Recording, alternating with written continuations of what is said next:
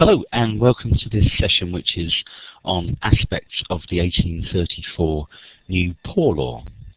Now I should say at the outset that this isn't going to be a narrative about the passing of the Poor Law Amendment Act.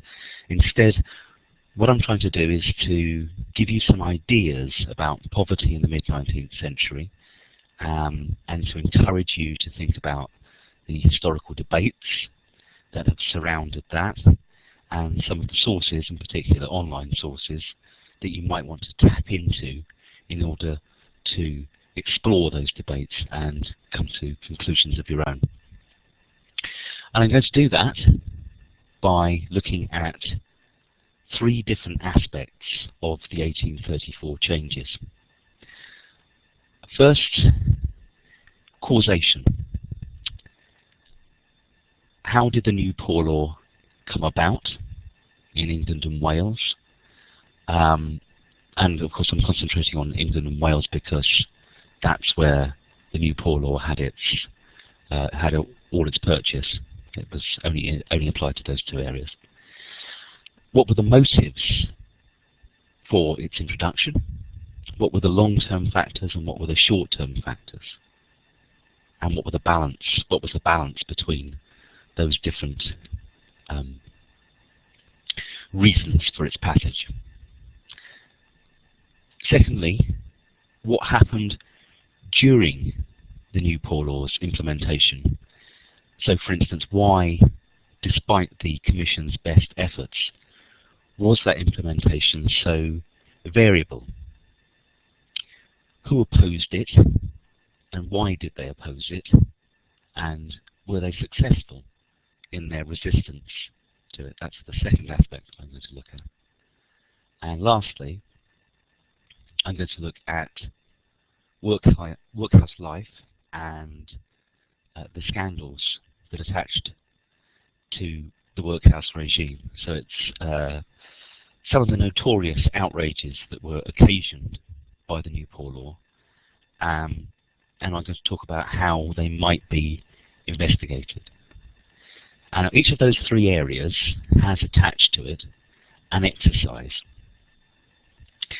None of those exercises is compulsory, but I hope that you will have a go at least one of them. And the purpose of each of those exercises is to give you a few questions, a few ways in, if you like, to exploring the topic. And if possible, I'd like you to pick a path that most interests you.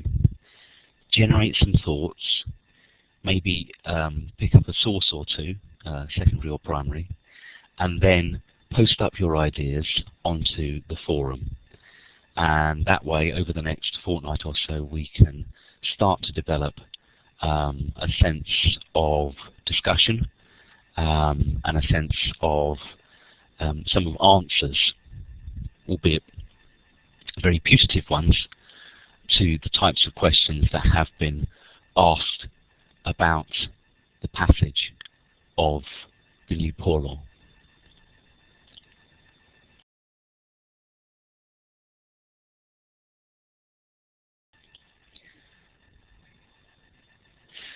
So, to begin with, why was the new Poor Law passed, and who or what was driving that process? Now, I should point out at the beginning, and I'm sure you probably already know this, that the calls for reform of the old Poor Law predated the passage of the Act by almost 40 years, and they were in part created by this intellectual climate, by debates between public intellectuals like Malthus and Bentham and Ricardo, and that fed into Whig ideas of the rational direction of human life. Now, intellectual input is actually hard to quantify. There is one, at least, tangible link in terms of personnel between the Poor Law Amendment Act and this, as I say, intellectual climate that I'm referring to, and that is Edwin Chadwick. Edward Chadwick, as you may know, was first Jeremy Bentham's secretary, and then latterly he was secretary to the Royal Commission on the Poor Laws, which sat between 1832 and 1834. But nonetheless, despite the fact that it's actually quite hard to quantify, we can see in the post-1832 reform Whig government that it justified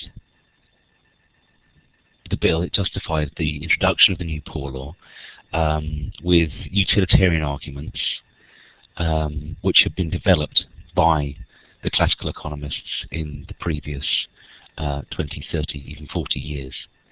So there is clearly some sense in which those ideas of poor law reform were beginning to percolate into public discourse and into public politics.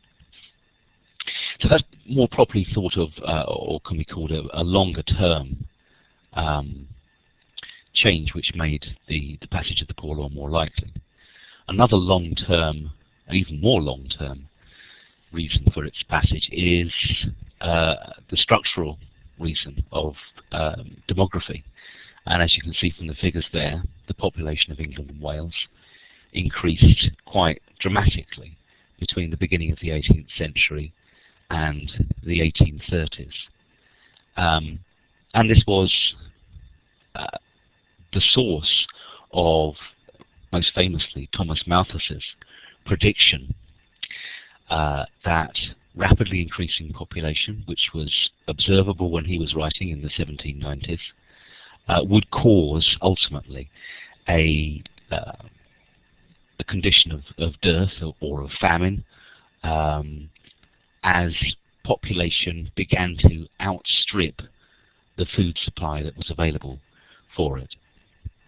So by the beginning of the 1830s, it looked increasingly likely to those in public office that warning, that prophecy was likely to come true.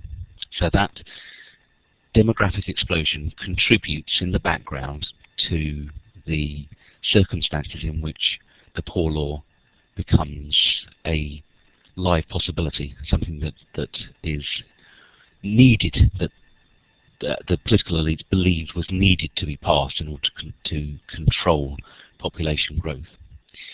And allied to that are a series of economic reasons why the poor law was passed.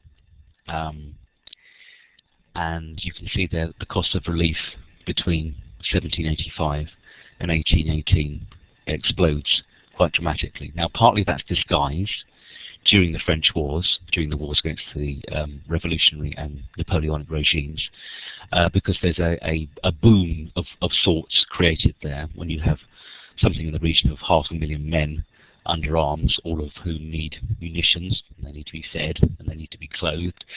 That creates a large amount of central state expenditure, which creates a demand for new products and the increasing supply of products from the primary sector.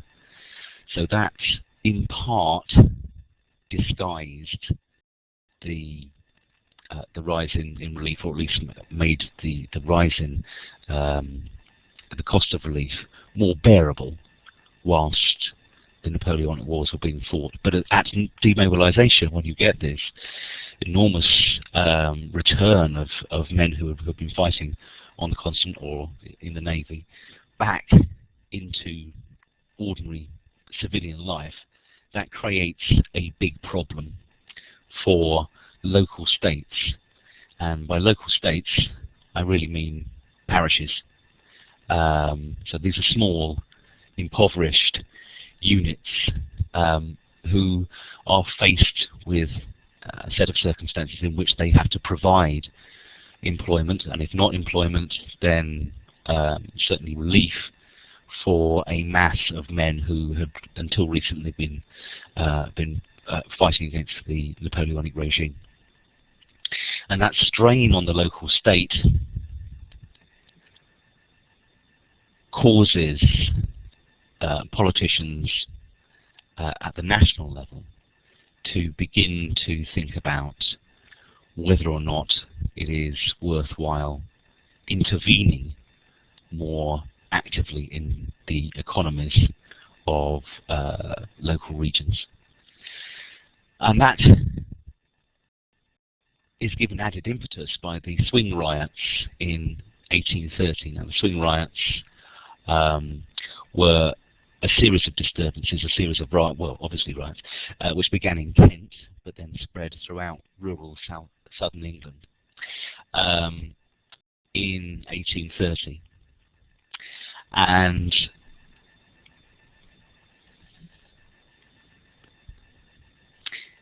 most of those riots occurred at a time when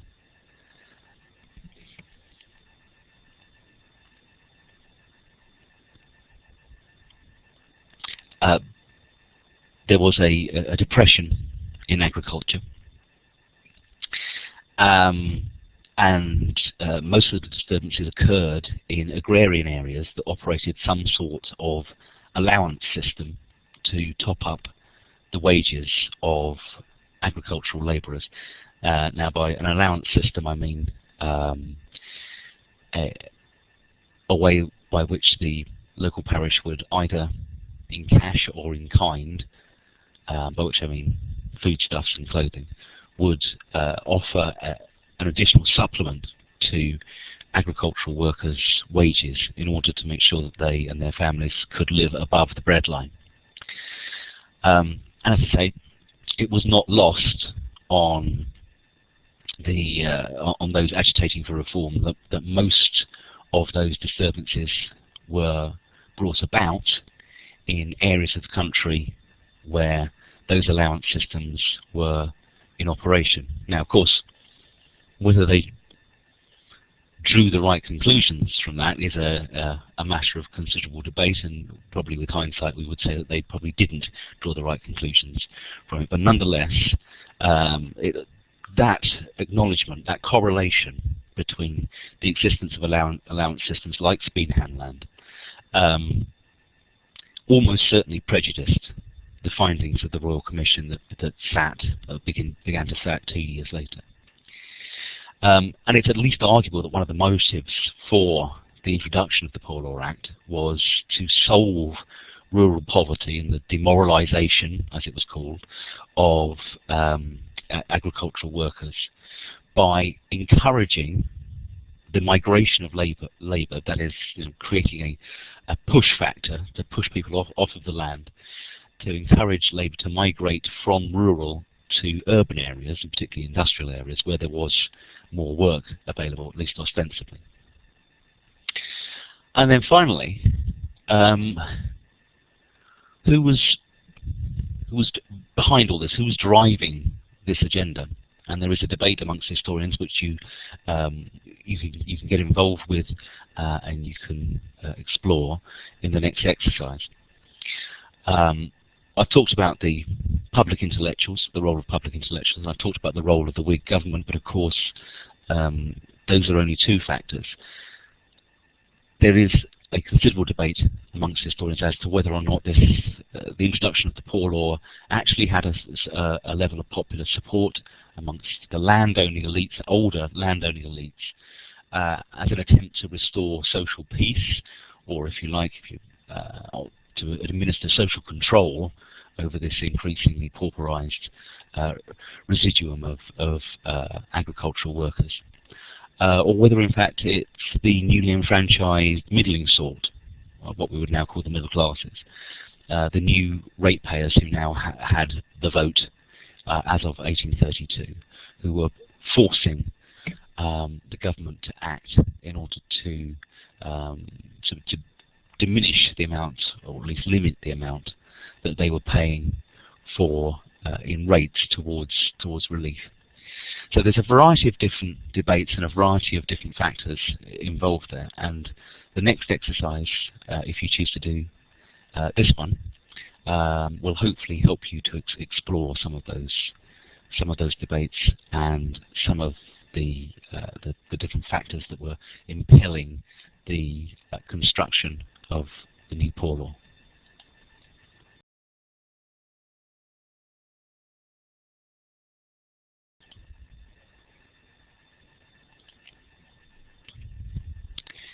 So this is the exercise, and as you can see, there are 3 questions at the top here. What were the motives behind the introduction of the new poor law? And I've already outlined some of those. Who was agitating for its introduction? Was this the landed classes? Was it the newly enfranchised middle classes? Was it just public intellectuals? What was the balance between different forces that were driving the introduction of the new poor law?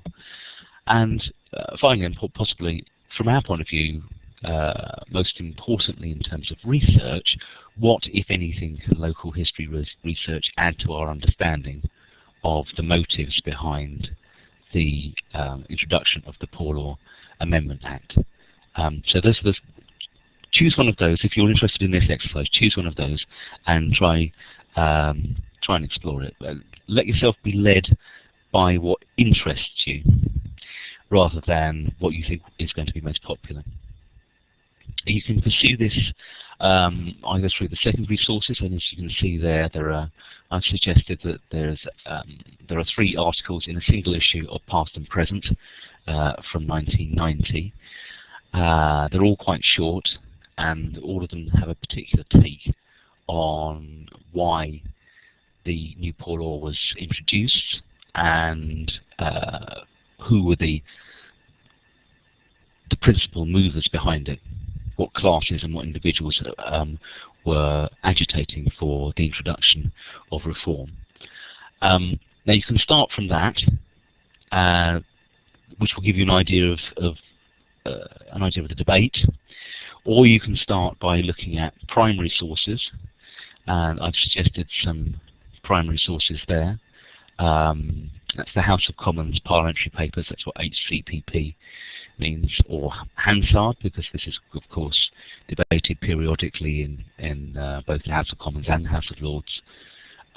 There's quite a lot of pamphlet literature that is generated in the 30 or so years before the introduction of the new poor law, and some of that is in the 19th century pamphlets collection on JSTOR.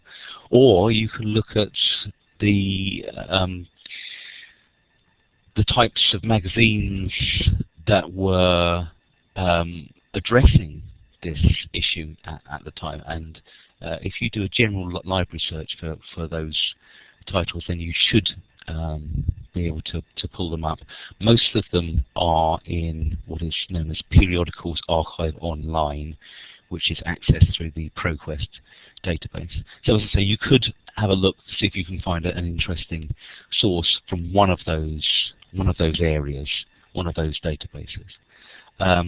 Or you could use the secondary articles to, in a sense, leave open the topic, to give you ideas for what you might want to look for in the primary sources. So if that interests you, then by all means have a go at that.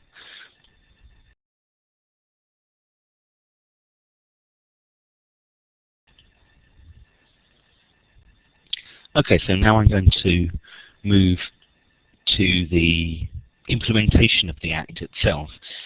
As I'm sure you know, it was introduced in the south of England first, as befitted a law designed principally to cure rural poverty. And this is really where local history comes into its own, because there is this common assumption that it was relatively uncontroversial, the introduction of the Act in the south, but fiercely resisted in the industrial north. It wasn't rolled out in the north until 3 years later. But was that true? Because the only way really to test that hypothesis, that it was easy to introduce in the south and relatively difficult and highly resisted in the north, the only way to test that hypothesis is through local case studies. And that's one of the great utilities of local history, because it provides that granular level detail which enables us to challenge or to nuance bigger national narratives. And it's certainly true that some Local JPs and vestries heartily disliked the removal of local prerogative and that forced combination from the centre of parishes into much larger unions, each with their own workhouse. And in fact, to begin with, if anything, the move to centralisation was, at least at an elite level, more of a cause of resistance to the implementation of the Act than the workhouse regime itself. That does change over time, but certainly at the beginning, it is the new Act is opposed on the basis that it weakens localism, it weakens local control. Now there is certainly resistance to the new law, and as I say there, some of that is active, some of it is violent. You'll be familiar, I'm sure, with some of the actions of the anti-poor law committees and the writings of people like Richard Osler, and you'll also be familiar with I'm sure, some of the riots and disturbances that accompanied the attempted introduction of the workhouse regime in the industrial north. But we shouldn't forget, and we shouldn't be bewitched by the active and the inflammatory types of opposition to the new poor law into thinking that that was the only way in which it was defied. There's quite a lot of what you might call passive resistance, which took the form of circumventing the strictures of the poor law commissioners, or simply ignoring them. And that's under the radar resistance, if you like, is enabled by a lack of policing of the system. After the initial tours of the country from the assistant commissioners, of which there were relatively few, in order to set up these unions, the inspection regime is relatively light, and that lack of policing essentially enables, for example, the continuance of out relief in many areas and many parishes which ostensibly at least were adhering to the new poor law, but seemingly were circumventing it in some ways as well. So we shouldn't assume that the reports from the Commission that everything was working well, and there were several in the early years, are strictly true, because there was a lot of, as I say, under the radar resistance to or circumvention of the policies of the Commission. Okay, now there's an exercise on that too, and again there are 3 questions there to prompt your interest. When and where was the new poor law implemented successfully? That's more of a national question, although you can also pursue that at a local level if you like. And the latter 2 questions are very much in the vein of local history investigation. So who might have opposed it, where, and with what success? And where was there passive resistance? Where was it ignored? Where was it circumvented? Where was there a relationship of friction, a relationship of aggravation, if you like, between the central body, the Somerset House Commissioners, and local vestries and local boards of guardians?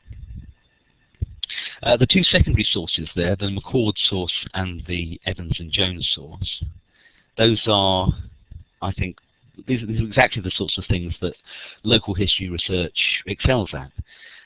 In other words, they should give you an idea of how this type of study, this type of regional study in this case, should be put together. And they should give you a sense of how practically on the ground the new poor law was both administered and resisted. Now, of course, you don't need to to read both of them. And in fact, actually, I would suggest that you simply need to skim read one of them. But if you do decide to read one or other of those, then take note in particular of the types of sources that each of those articles employs, and also where those sources are derived from, whether they're derived from archives or whether they're derived from the press, what types of sources are being employed to create an argument in each of those cases. But if you want to go and use, or go in through the primary source route, then again there's some other ideas that you might want to pursue. The Times, of course, is one of the bastions of anti-poor law sentiment. So there's quite a lot of fairly biased stuff in the Times, which is indicative of resistance to new poor law or uncovering its outrages. The British Library 19th Century Press site, local press site, is going to be useful if you want to pursue this at a local level. But also, again, look at the 19th century pamphlets collection if you're interested in a more sort of public intellectual response to the introduction of the poor law. And if you're interested in the sort of popular opposition to the new poor law, then the Bodleian Ballad is also another good way into the subject.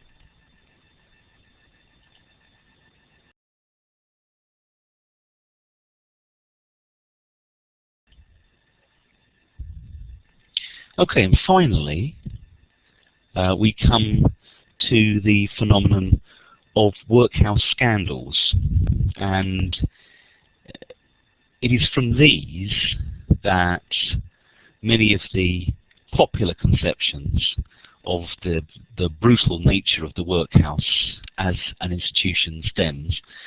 There was certainly quite early on, after the introduction of the new poor law, there were reports of cruelty and scandals which brought the system as a whole, the workhouse regime, into disrepute. Most of those were small scale. Many of them were only reported locally, or if they were reported nationally, then they didn't have maybe an enormous amount of national purchase. But the straw that broke the camel's back, if you'll forgive the cliche, was the Andover scandal, which occurred in 1845. And Andover has a particularly far-reaching impact on the system of workhouse relief. It was brought about initially by the whistleblowing of one of the Board of Guardians at the workhouse.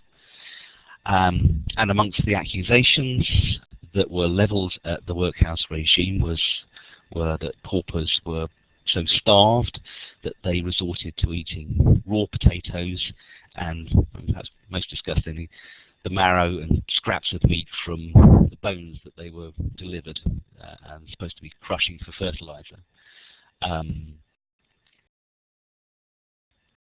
That scandal reaches the House of Commons. You can go and look at it on Hansard if you like.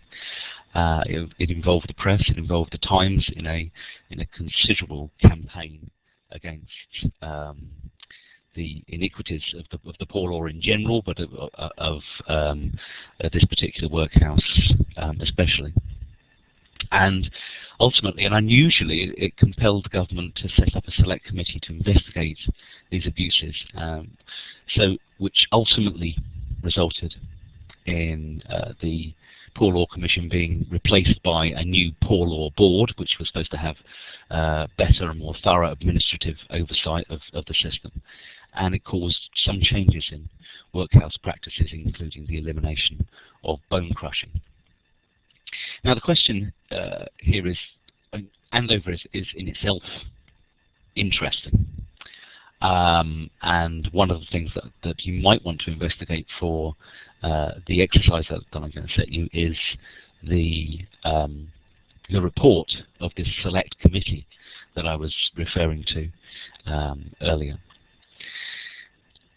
So it's interesting, but it's also extremely good and revelatory to look at scandals because they provide that opportunity to see what happens when the central state meets the local state and meets a problem at the local level. And in doing that, in that confrontation between the central state and the local provision and local circumstances, there is a generation of a substantial body of evidence about workhouse life. And in the case of Andover, it also gives us a rare opportunity to see first-hand testimony from paupers themselves. Now let me give you a quick insight into what the report from that select committee looks like. Now the full transcripts of minutes and depositions from the select committee, you can get those from the House of Commons Parliamentary Papers database, and I've given you what you should be looking for here if you want to look that up. I should warn you that this is large. It is 2,000 plus pages, and it contains interviews with paupers, but also a large number of also transcribed depositions from them. And that's presumably because most of them were either illiterate or perhaps too fearful of appearing in person in front of the House of Commons committee. But looking at this, albeit that this is an enormous report, it's an opportunity for us as historians to gather evidence from people whose voices are otherwise absent or at least sidelined from the historical record because they generally didn't write things down. And so when you have something like this extract from a transcript of the Select Committee's interview with a pauper at Andover, which is much longer than the tiny snippet that I put up on the slide here, then you actually get a chance to in a sense hear the voices of the poor. I know that sounds like a terrible cliche, but this is one of the rare opportunities in which that sort of evidence is available to us in written form. But if you do go and have a look at this report, this gargantuan report, you'll find that it not only reveals a lot about the cruelties inflicted on the inmates, but also a surprisingly large amount of everyday information about the running of a workhouse, the way in which the workhouse and the guardians approached indoor and outdoor relief and the balance between the two. It also reveals stuff about the relationship between the union and the board and the Central Commission at Somerset House. And there was also all sorts of small pieces of evidence which unwittingly reveal public attitudes and elite attitudes towards such things as disability, bastardy, the care of children, the relationship of marriage, and so on and so forth. So there's quite a lot of incidental social history that was wrapped up in a report of this nature. So if you do get a chance and you are interested in that, and as I say, let yourself be guided by your interest, then go and have a look at that and see what you make of it.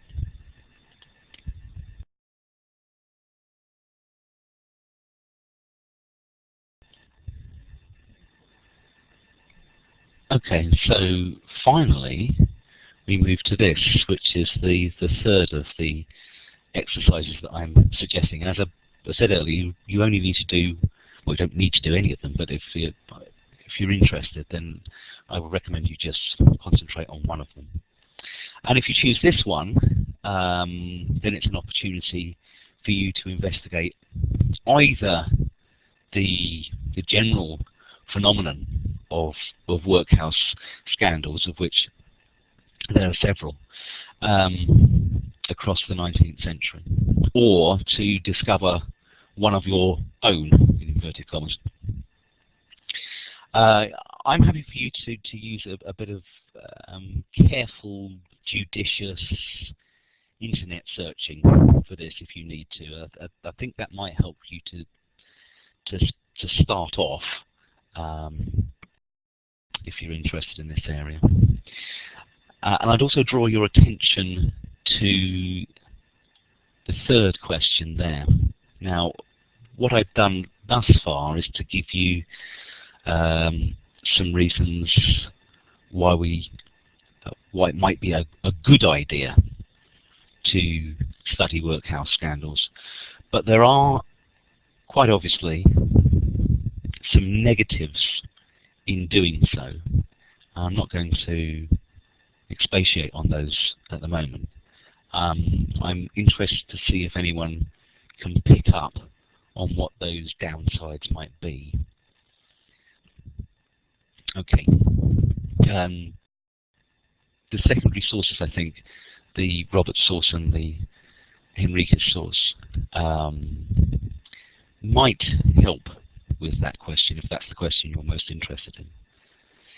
And I'm very happy for you to range across the 19th century for this particular exercise, unlike the first two. So you can go off into the 1870s, 80s, 90s even, if you find a particular scandal which piques your interest, which is later in the century. That's absolutely fine.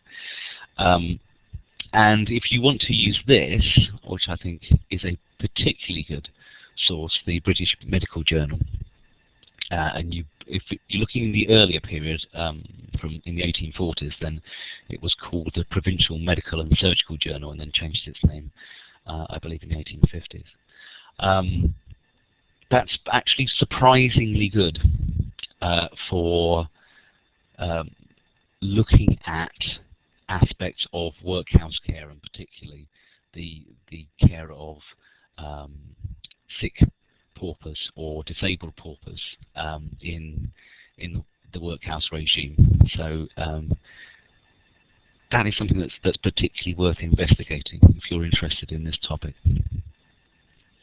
Other than that, then again, there's plenty of information and plenty of evidence in the correspondence between individual unions and the Poor Law Commission, or later the Poor Law Board, in HCPP, and the regular reports from the Poor Law Board are also in that database. Hansard, of course, from time to time, if a scandal is sufficiently of national importance, then there may be questions raised in the Commons or the Lords, which will be reported in Hansard. And again, the 19th century pamphlets and the local press, all really useful for getting inside the phenomenon of workhouse cruelties and how they were reported. Okay, well, that's pretty much wraps up the session. There are, as I said, there are 3 areas that you might want to look at. I hope at least one of those areas has stimulated some interest on your part. So have a think about tackling one of the exercises or one of the questions on one of the exercises. Or if you like, you just post up a more general question on the forum if you prefer. Good luck with that, and I look forward to seeing what you all come up with. Thank you very much for listening.